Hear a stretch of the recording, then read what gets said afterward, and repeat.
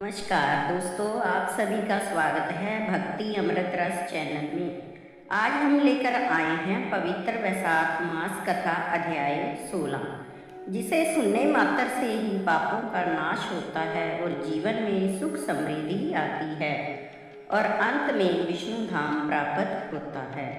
तो आइए श्रद्धा और भक्ति के साथ इस दिव्य कथा का श्रवण करें। पूजा विधि: सुबह जल्दी उठकर स्नान करें, साफ वस्त्र पहने, घर के मंदिर या पूजा स्थल को साफ शुद्ध करें। भगवान हरि विष्णु जी और माता लक्ष्मी जी की मूर्ति के आगे घी का दीपक व धूप अगरबत्ती करें और श्री हरि विष्णु जी को फल फूल तुलसी पत्तर इत्यादि अर्पित करें। तुलसी जी की पूजा करें। श्रद्धा से वैशाख मास कथा अध्याय 16 का पाठ श्रवण करें और ये मंत्र जाप करें: ओम नमो भगवते वासुदेवाय। अंत में भगवान श्री हरि विष्णु जी की आरती करें और यदि संभव हो तो इस दिन दान पुण्य अवश्य करें, जैसे जलदान, अन्नदान, क्षत्रिय दान इत्यादि। कथा: श्रुतदेव जी कहने लगे, भगवान के दर्शन के आनंद में मगन हृदय वाले उस राजा ने तत्काल सिर झुकाकर प्रणाम किया और बहुत देर तक आकुल नेत्रों से विश्वा आत्मदेव जगदीश जी का दर्शन करता रहा। फिर चरण धोकर जल सिर पर धारण किया। जिन चरणों से उत्पन्न होकर गंगा सारे संसार को पवित्र करती है और बहुमूल्यवान वस्त्र आभूषण चंदन आदि से पूजन करने लगा। धूप दीप फूल माला नैवेद्य और आत्मसमर्पण आदि से पुरुष पुराण अद्वितीय विष्णु भगवान को प्रसन्न किया। भगवान निरंजन जगत के रचने वाले के बालों के स्वामी प्रभु ब्रह्मा आदि से पूजित, जिनकी माया से बड़े बड़े उत्तम तत्ववेता मनुष्य भी मुग्ध हो रहे हैं। मूढ़ बुद्धि वाले लोग जिनकी माया से मोहित होते हैं, भगवान की अनेक प्रकार की गुणमयी चेष्टा है। आज स्वयं जगत का पालन पोषण और संहार करते हैं। संपूर्ण देवता और असुरों के सुख संपत्ति की प्राप्ति के लिए आप लीन नहीं होते। आप पूर्ण मनोरथ हैं, तो भी समय आने पर आत्मीय जनों की रक्षा के लिए निमित्त सतोगुण धारण करते हैं। दुष्टों को वश में करने को तमोगुण, राक्षसों को बंधन में करने के लिए रजोगुण धारण करते हैं। हे निर्गुण विश्व मूर्ते, आपके चरण अरविंद को धन्य हैं। ये चरण शरणागतों के पाप दूर करने वाले हैं। जब कर्मों के योग से तीर्थ रूप आपके चरण हृदय में धारण किए जाते हैं तो बड़ी हुई भक्ति से उपहत और आश्रय वाले जीव भाव के द्वारा तुम्हारे चरणों के स्मरण मात्र से ही मुक्ति को प्राप्त करते हैं और संसारिक काल रूपी सर्प के बंधन में बंधा हुआ मैं जन्म जरादि दुखों से व्यापक तुम्हारे चरण अरविंद को भूल बिल्ली की तरह तृषा से व्याकुल अनेक योनियों में भ्रमण करता हूँ। न मैंने दान किया, न मैंने कथा सुनी, न साधु सेवा की, जिस अपराध से शत्रुओं ने मुझे पराजित कर दिया। मेरा वैभव नष्ट हो गया। तब गया मैं गया जहाँ मैंने अपने गुरुओं का स्मरण किया। स्मरण करते ही वे मेरे पास आ गए।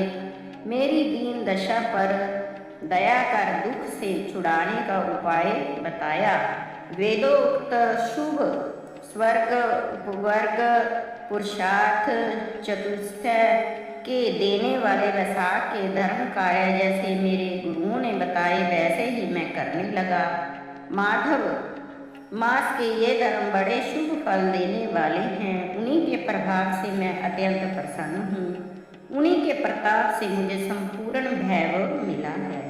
अग्नि, सूर्य, चंद्रमा, तारागण, पृथ्वी, जल, आकाश, वायु, वाणी और नभ, इनकी उपासना नहीं की, क्योंकि ये उपासना करने पर भी बहुत दिन में दुख दूर करते हैं, परंतु संत तो अक्षण भर में ही पाप नष्ट कर देते हैं। हे महात्मा, कैसे हैं?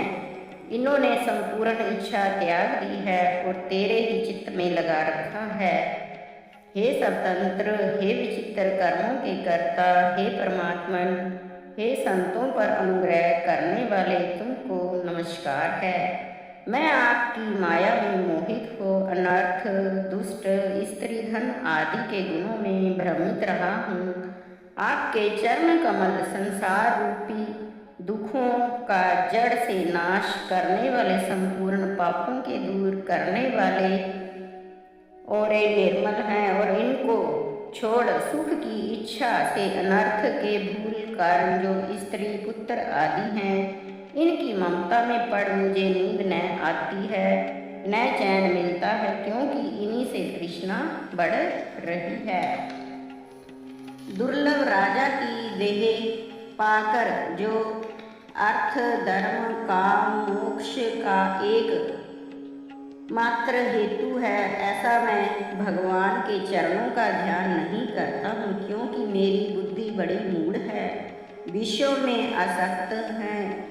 सो मैं अनेक प्रकार के कर्मों को करता हूँ। इन विषयों से मेरी तृषा बढ़ रही है और दिन रात सैकड़ों प्रकार की ऐसी चिंताओं में मन लगा रहता है कि आज मैं ऐसा हो जाऊँ। हे दुरंत शक्त, हे विषव मूर्ते, जब आपकी कृपा जीव पर होती है तब महात्माओं का सत्संग मिलता है, जिससे यह संसार रूपी समुद्र गौ के चरण के समान छोटा हो जाता है। हे देव, संतों का समागम होता है तब ही बुद्धि आप में प्रवृत्त होती है। आपने मेरे ऊपर जो अनुग्रह किया है, इसके आगे मैं अपने समस्या राज्य को निष्फल ही मानता हूँ और समस्त सुरासर तथा निवृत्त बुद्धि सन्यासीगण यही प्रार्थना करते हैं। मैं अच्युत भगवान का सादर स्मरण करता हूँ, जिनके चरण कमल संसारिक तापों को दूर करते हैं, दारिद्र्यों को प्रार्थना के द्वारा अमंद सौभाग्य के दाता हैं। अंत में अतः मैं इन चरण कमलों को छोड़ किसी बात की कामना नहीं करता हूँ, न ही मुझे राज्य की इच्छा है, न पुत्र पुत्र आदि या धन की इच्छा है।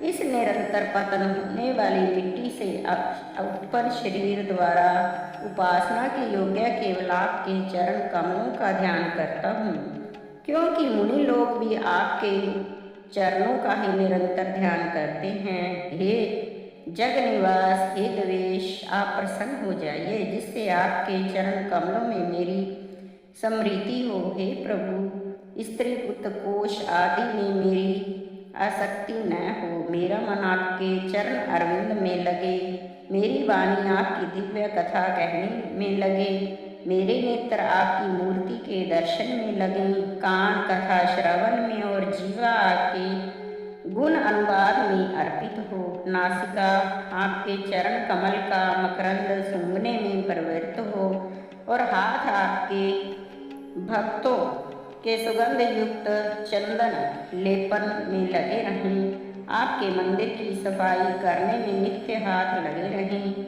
मेरे पाँव आपकी कथा जहाँ होती है वहाँ मुझे ले जाएं।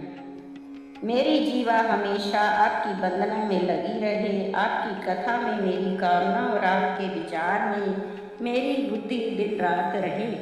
घर आए हुए मुनियों के संग आपकी श्रेष्ठ कथाओं के गान में ही मेरे दिन रात बीते।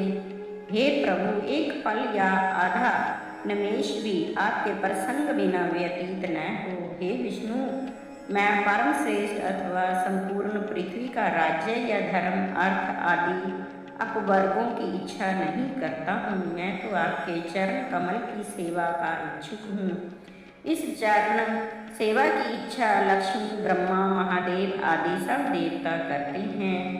राजा से ऐसी स्तुति सुन कमल नयन भगवान अति प्रसन्न हो मेघ की तरह गंभीर वाणी से बोले। भगवान बोले, तुम पाप रहित निष्काम मेरे भक्तों में श्रेष्ठ हो, तथापि देवताओं को दुर्लभ वर तुमको मैं देता हूँ। 10 सहस्त्र वर्ष की तुम्हारी अवस्था, दिव्य धन संपत्ति मेरी और दृढ़ भक्ति, और अंत में मेरी सायुज्यता मुक्ति मिलेगी। जो वाणी तुम्हारी की हुई स्तुति को करेंगे, मैं उन पर प्रसन्न होकर उन्हें निसंदेह भक्ति और मुक्ति दूंगा। आज का दिन संसार में अक्षय तृतीया के नाम से प्रसिद्ध होगा, जिसमें भक्ति मुक्ति का देने वाला मैं प्रसन्न हुआ हूँ। जो मूढ़ मनुष्य आदि जानकर अथवा बिना जाने स्नान आदि करेंगे, वे मेरे अक्षय पद को प्राप्त होंगे। अक्षय तृतीया के दिन जो मनुष्य पितृश्वरों के निमित्त श्राद्ध करते हैं, वह अक्षय होता है। इस संसार में इस तिथि के समान वह अधिक उत्तम तिथि नहीं है। अक्षय तृतीया के दिन किया हुआ थोड़ा सा कर्म भी अक्षय फल देता है। हे राजन, जो कुटुंबी ब्राह्मण को गाय का दान देता है, उसे संपूर्ण संपत्ति मिलती है और भक्ति और मुक्ति दोनों मिल जाती हैं। जो बैल दान करता है, उसके संपूर्ण पाप दूर हो जाते हैं। काल, मृत्यु, जरा, जन्म, भय, पाप सबको नष्ट कर देता है। जैसे मैं वैशाख उक्त धर्मों से प्रसन्न होता हूँ, वैसा अन्य धर्म से प्रसन्न नहीं होता। मुझे सब मासों में वैशाख मास बहुत प्रिय है। जिसने सब धर्म त्याग दिए हैं, जो ब्रह्मचर्य से रहित है, वे भी वैशाख उक्त धर्मों में निरंतर रहने से अव्यय पद प्राप्त करते हैं। जो तप, सांख्य, योग और यज्ञ आदि से भी मिलना दुर्बल है, उस धाम को वैशाख उक्त धर्मों का आचरण करने से मनुष्य प्राप्त कर लेते हैं। यही वैशाख मास सहस्त्रों पापों को दूर कर देता है। प्राणी यदि मेरे चरणों का स्मरण करें, तो प्रायश्चित की भी कुछ आवश्यकता नहीं है। तुम गुरु के उपदेश से वन में आ वैशाख के धर्मों में तत्पर हुए, और जगत के नाथ भगवान की आराधना से तुम्हें सब वस्तु प्राप्त हो गई। इस धर्म से प्रसन्न होकर मैंने तुम्हें साक्षात दर्शन दिए हैं। अब तू देवताओं की दुर्लभ इच्छित भोगी को भोग। देवादि देव जनार्दन राजा को ऐसा वर दे, सबके देखते देखते वही अंतर ध्यान हो गए। तब यह राजा अत्यंत विस्मित हुआ और ऐसा प्रसन्न हुआ जैसे कोई खोए हुए धन को पुनः प्राप्त करने से होता है। तदंतर भक्ति सहित पृथ्वी का शासन करते हुए बड़े बड़े महात्माओं और गुरु से नित्य प्रति ज्ञान प्राप्त करने लगा, और वासुदेव भगवान के अतिरिक्त किसी को नहीं समझता था, जिसके संपर्क से रानी, मंत्री और पुत्र आदि सब प्रिय हो गए। वैशाख उक्त सब धर्मों को बारंबार करने लगा, जिनके प्रभाव से पुत्र पौत्र आदि की वृद्धि हुई, और देवताओं की भी दुर्लभ संपूर्ण मनोरथों को भोग अंत में चक्रपाणी विष्णु भगवान की सायुज्यता को प्राप्त हुआ। जो इस परम सुंदर व्याख्यान को सुने सुनावे, वे सब पापों से छूटकर भगवान विष्णु के परम पद को पाते हैं।